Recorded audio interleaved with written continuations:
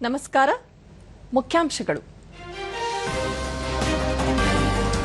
ದೇಶಾದ್ಯಂತ ರಕ್ಷಾಬಂಧನ ಆಚರಣೆ. ರಾಖಿ ಹಬ್ಬ ಪ್ರೀತಿ ಕಾಳಜಿಯ ಸಂಕೇತ. ರಾಷ್ಟ್ರಪತಿ ದ್ರೌಪದಿ ಮುರ್ಮು. ನೇಪಾಳದಲ್ಲಿ ಪ್ರವಾಹ ಪರಿಸ್ಥಿತಿ ಹಿನ್ನೆಲೆ ರಾಯಭಾರ ಕಚೇರಿಗಳಿಂದ ಭಾರತೀಯರ ರಕ್ಷಣೆಗೆ ಆದ್ಯತೆ. ಸಚಿವ ಡಾ ಎಸ್ ಜೈಶಂಕರ್. ರಾಜ್ಯದಲ್ಲಿ ರೈಲ್ವೆ ಮೂಲಸೌಕರ್ಯಕ್ಕೆ ಹೆಚ್ಚಿನ ಒತ್ತು. 3 ಮತ್ತು 4ನೇ ಮಾರ್ಗದ ಹಳಿ ನಿರ್ಮಾಣಕ್ಕೆ ಚಿಂತನೆ. ಸಚಿವ ವಿ ಸೋಮಣ್ಣ.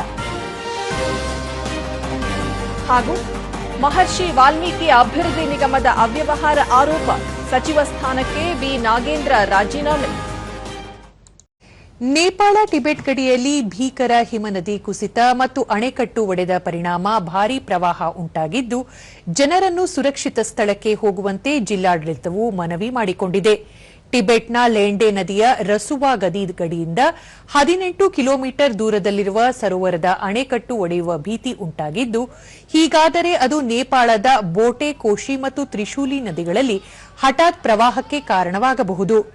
ಅದೇ ಇನ್ನೊಂದೆಡೆ ನೇಪಾಳದ ಚೋಚೇನ್ ಖೋಲಾ ಮತ್ತು ಪುರೇಪು ಸಾಂಗ್ಪೋ ನದಿಗಳ ಸಂಗಮದ ಬಳಿ ನೈಸರ್ಗಿಕವಾಗಿ ಸೃಷ್ಟಿಯಾಗಿರುವ ತಾತ್ಕಾಲಿಕ ಸರೋವರ ಮುಂದಿನ 3 ದಿನಗಳಲ್ಲಿ ಒಡೆಯುವ ಭೀತಿ ಎದುರಾಗಿದೆ.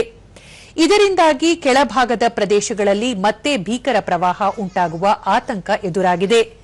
ಚೈನಾದ ಜಲಸಂಪನ್ಮೂಲ ಸಚಿವಾಲಯ ನೀಡಿರುವ ಮಾಹಿತಿಯ ಪ್ರಕಾರ ಈ ಸರೋವರದಲ್ಲಿ ಸುಮಾರು 2 ಮಿಲಿಯನ್ ಘನ ಮೀಟರ್ಗಳಷ್ಟು ನೀರು ಸಂಗ್ರಹವಾಗಿದೆ. ಸರೋವರವು ಈಗಾಗಲೇ ಭರ್ತಿಯಾಗಿ ಅದರ ಮೇಲ್ಭಾಗದಿಂದ ನೀರು ಉಕ್ಕಿ ಹರಿಯುತ್ತಿದೆ ಎಂದು ಹೇಳಲಾಗಿದೆ.